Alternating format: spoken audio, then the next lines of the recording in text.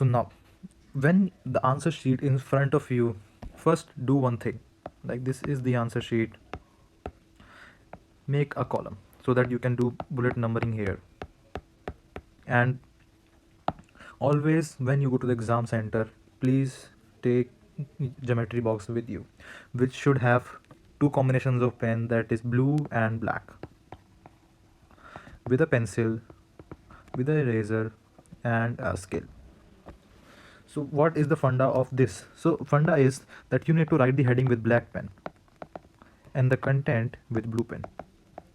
Now this gives an perfect impression to the examiner, and the writing way is very important for passing the exam. Now eraser is when you draw something, or like you need a diagram that you have drawn so that you can erase it easily, and scale is for finishing lines so that you can make your presentation neat and clean. Now I would suggest you that if you have a grip on your diagrams, so make them directly with a sketch pen. Buy a black sketch pen and make directly with them.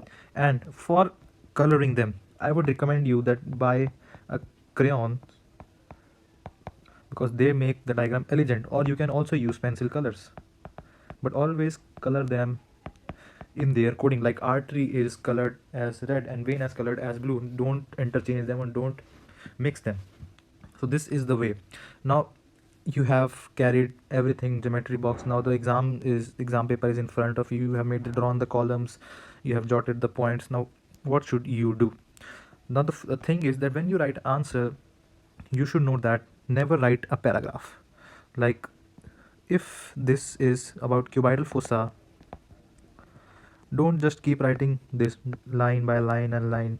No, I know you know a lot. The examiner also knows that you know a lot, but you need to show that in a proper way. So make bullet points, make arrows, and write like this. Give proper spaces. Now this is much easier for the examiner to read. Now, and like I showed you the nerve injury format, that it should be in proper format, like intro. In this case, cuboidal fossa should first write introduction, then write its boundaries, then writes its contents, then write its clinical. So this is the way you present. And clinical is very important. Now the time has changed when the focus is towards the clinical aspect. So always in any question, maybe it's mentioned or not, always write clinical part, because that's most important. So now you know the format. Now you know how to write it in a way, and how to color them, and how to make a good impression. Also remember that when you make a diagram, please make a large diagram. That is, if this is your answer sheet, this is how much you have written, please make at least a half a page diagram.